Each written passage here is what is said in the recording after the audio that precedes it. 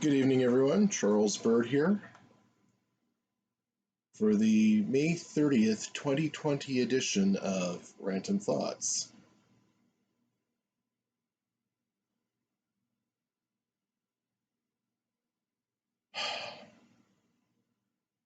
Well, Modesto is continuing to slowly reopen, and this is good. It's a slow but sure start in the right direction.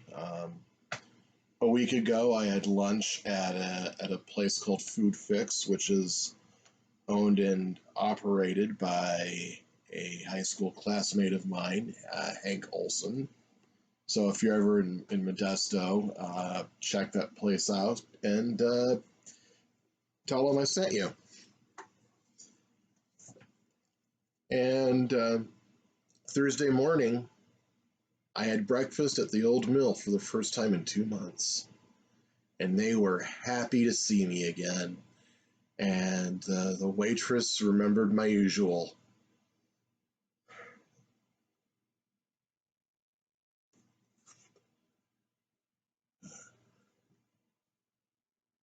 Well, just as we're slowly starting to reopen, just as more and more people are beginning to realize that the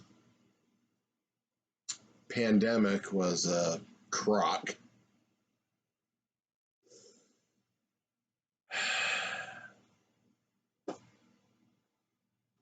we now have another crisis on our hands. Yep, race riots.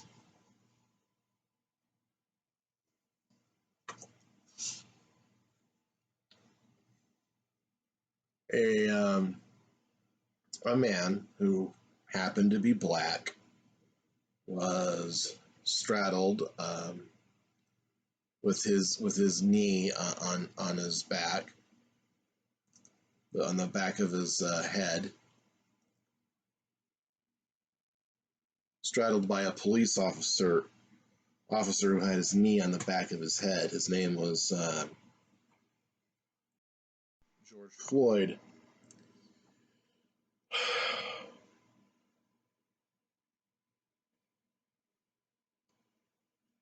And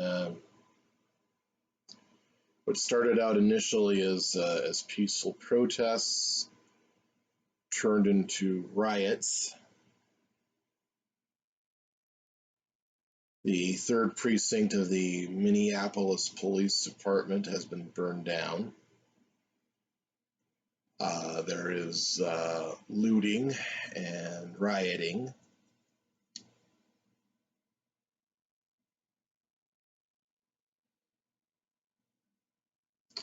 A Target store was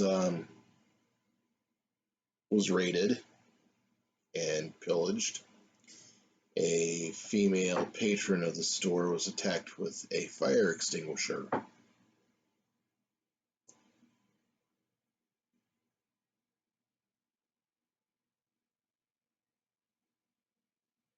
And while the rioters were burning, looting, and pillaging Minneapolis, the police were protecting Officer Chauvin's home. That's what they were busy doing. If protect and serve really was more than just a slogan, they would have been protecting people's businesses and people's homes.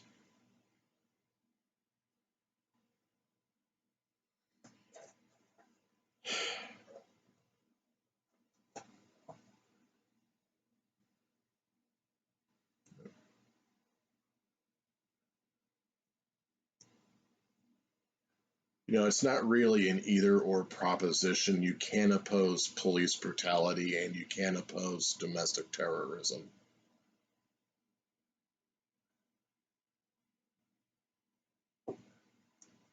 Simple as that.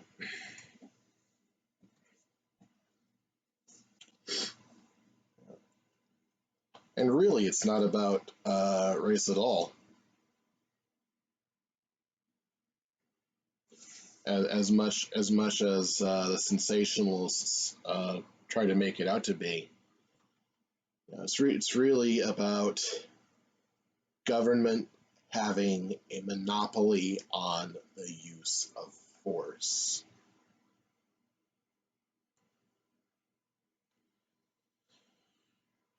This year we have seen armed protests against gun control measures in Virginia. We saw armed protesters in Michigan. Why didn't the police tear gas them or use flashbangs? I'll tell you why. Because those armed protesters would have fought back.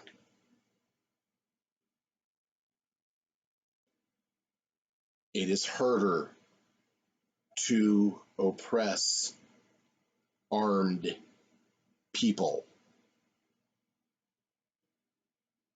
It is harder to use bullying tactics against someone who will shoot back. As Heinlein said, an armed society is a polite society.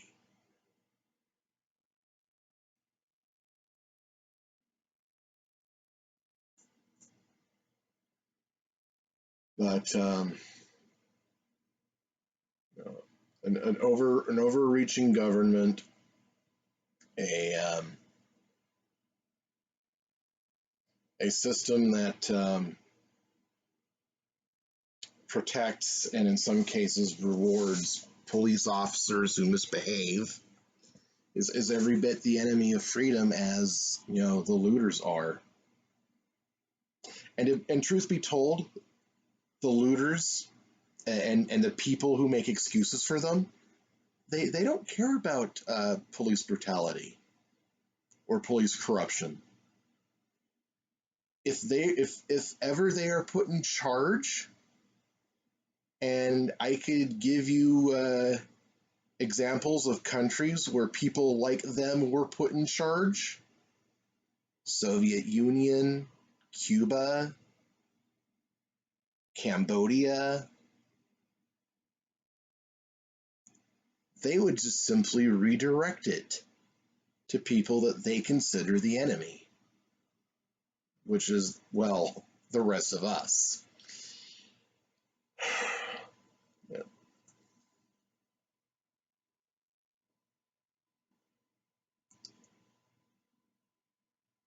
But it's not about race. Yeah. I mean, ask the Waco dead. Most of them were killed by police brutality. Most of them were white, even though there were some black people in among their number. Vicky and Sammy Weaver killed by an FBI sniper, an Asian FBI sniper, who was never brought to justice, and he was actually awarded a medal.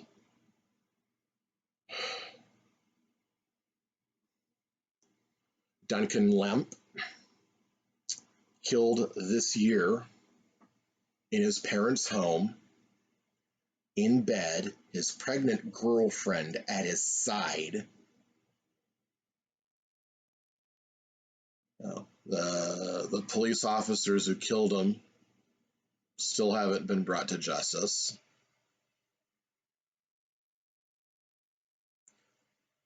Everyone's lives matter, so every time something like this does happen, we can't be selective in our outrage. We have to be angry every time this happens, no matter the skin color of the victim.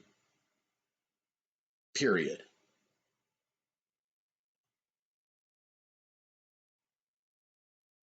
In a free society, the police are the friend of the community. They're not supposed to be street soldiers who have it drilled into their skulls that the citizenry is the enemy.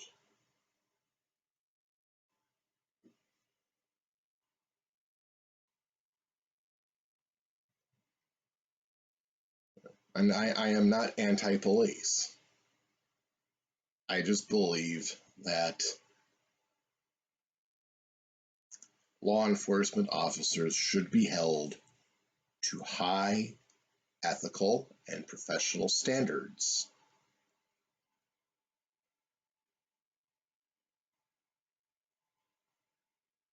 You know, and that just as the killers of George Floyd need to be brought to justice, so do the killers of Duncan Lemp. Even though it happened decades ago, so do the killers of the Waco dead, as well as the murderers of Vicky and Sammy Weaver. They too need to be brought to justice. There should be there isn't a statute of limitation on murder, and that's what it is. That's what they committed, murder.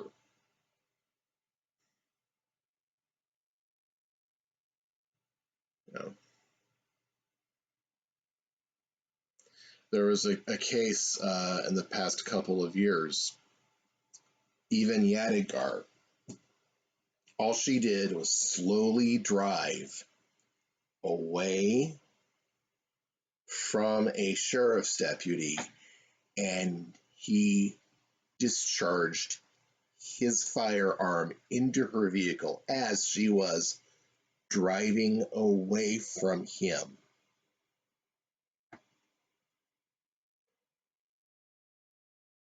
Yeah. And people still ignorantly believe that he feared for his life. That's their usual defense, their usual excuse. I feared for my life. How does a middle-aged woman driving slowly away from you threaten your life?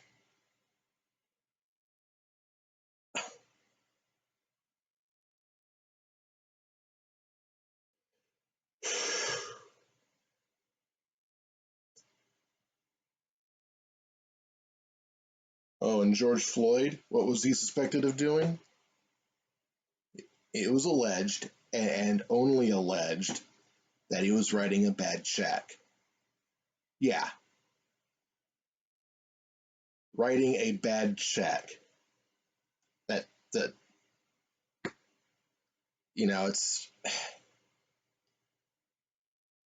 seriously. Does that really merit such rough treatment? Even if the coroner says he had already some underlying medical condition and that he had an illicit substance in his system. Even if that was true, it still doesn't justify it.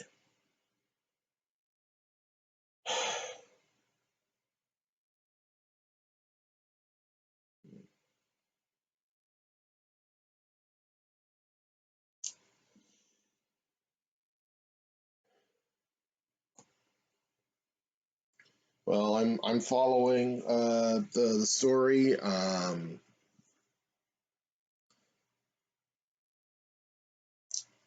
And the fallout from it.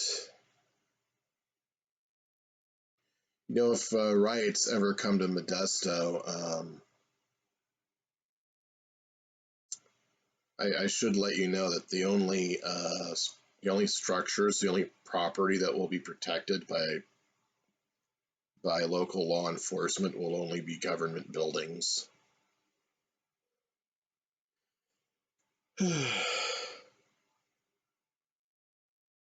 Yeah. So if that ever does, God forbid, come here, my only advice to you is to just exercise your Second Amendment rights. Be your own first responder. Defend your home, defend yourself, defend your loved ones. Don't it's It's not a hunting license. I'm not saying, go out and look for people to kill. No, don't be the aggressor. But defend yourself. Defend your home. Defend your loved ones. Defend you and yours. Be your own first responder.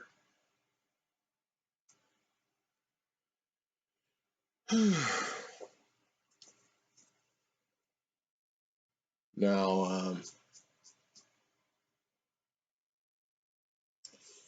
as you already know, Jacob Hornberger, who was my hope to be the Libertarian Party candidate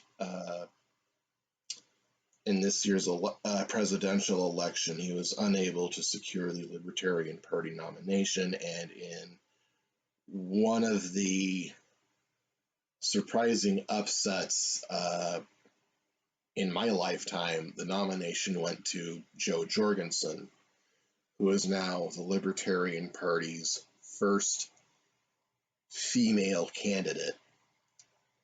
And in the week since she's received the nomination, she has been the best candidate the Libertarian Party has had in 20 years. Just take a look at her tweets, watch her interviews. I will link a couple of them below, just so you can see for yourself.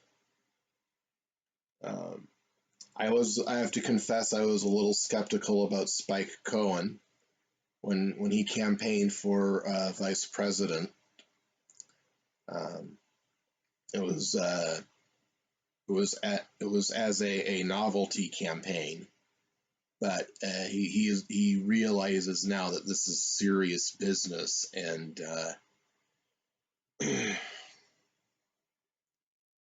and so he is addressing real issues with the gravity that they deserve, and I really appreciate that he's doing that.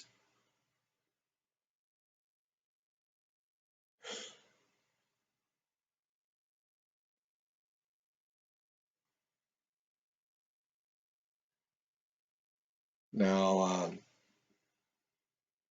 one little thing to end with, a book review. I Am Not Afraid by Reverend Dr. Robert Bennett. Excellent work.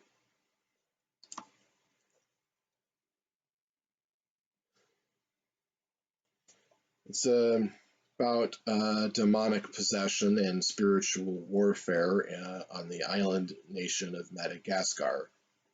The Malagasy, as the indigenous people of Madagascar are known, they practice a form of ancestor worship and necromancy, and the cosmology of their native religion includes sundry mythical beasts, including mermaids. Their burial traditions are quite interesting. Even the poorest of families who live in one-room thatched huts, they will build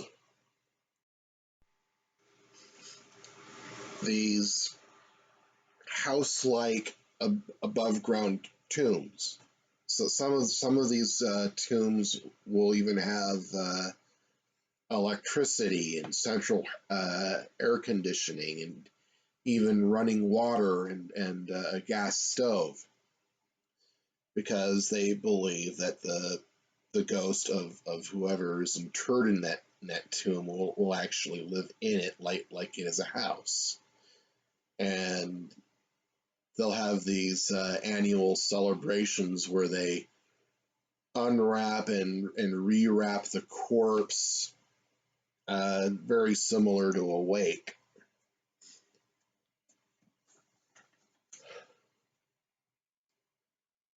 But because of their ancestor worship and their necromancy,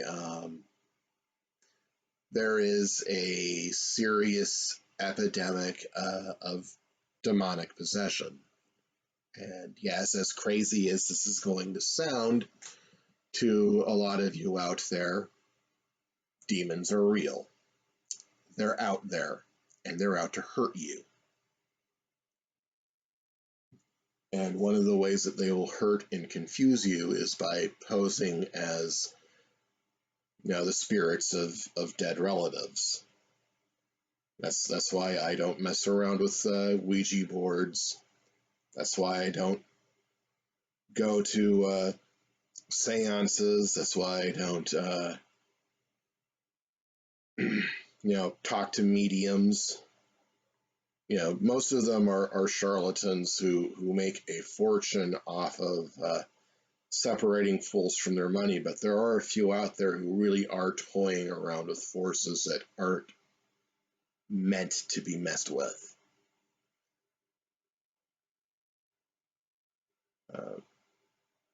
This is, of course, centered mostly on Madagascar and Malagasy culture. Madagascar is a fascinating country. It's certainly on my bucket list of places I would like to visit. It has a very colorful history and a very colorful culture. Dr. Bennett has written a sequel to this work called Afraid, which I just started reading, and I will be reviewing it as soon as I am done reading it. But I would very highly recommend reading this book. Again, it's about demonic possession and spiritual warfare in Madagascar, and as well as the exorcistic rituals of the Malagasy Lutheran Church.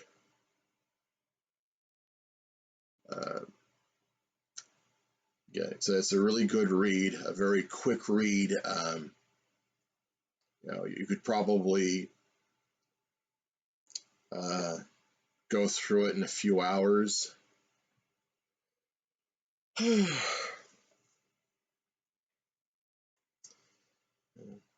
This morning, Gizmo did something a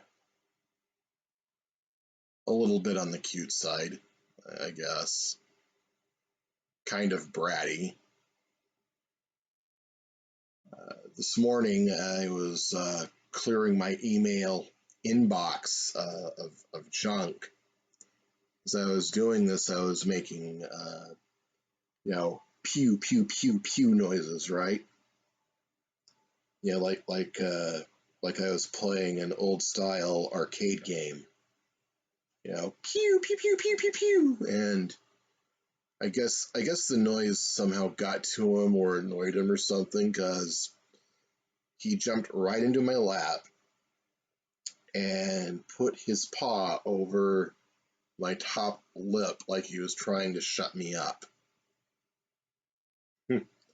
Yeah, maybe I woke him up or something.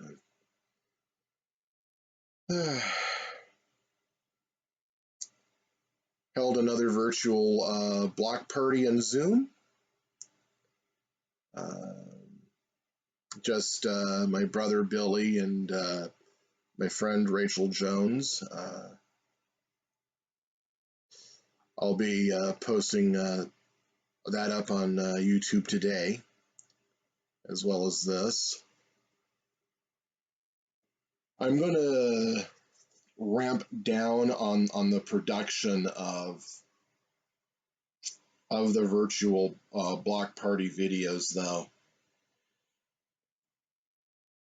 As Modesto and much of the country begins to slowly reopen, more and more people are beginning to resume their social lives. However, I will continue to do this once a month, because I do enjoy the conversations I have with people on Zoom, and you know, and I like how I just put the login information out there and just see who jumps in and joins the conversation. It's very unpredictable, and I like that part. I have a very wide and diverse circle of friends, and it's great to put them together and see them interact with each other. And I look forward to doing this for quite some time. Another thing I could do with Zoom is I could use it to facilitate interviews with people. So I, now I won't have to bring my laptop or a camera to some location somewhere and perform the interview, and or I won't have to invite somebody here into my little shack to do the interview. This seems like a very suitable medium for it, and I hope to try that out sometime with someone. All right, well, that's it for now. Think while it's still legal. Reopen America. Vote gold. I'll see you next time, hopefully next week.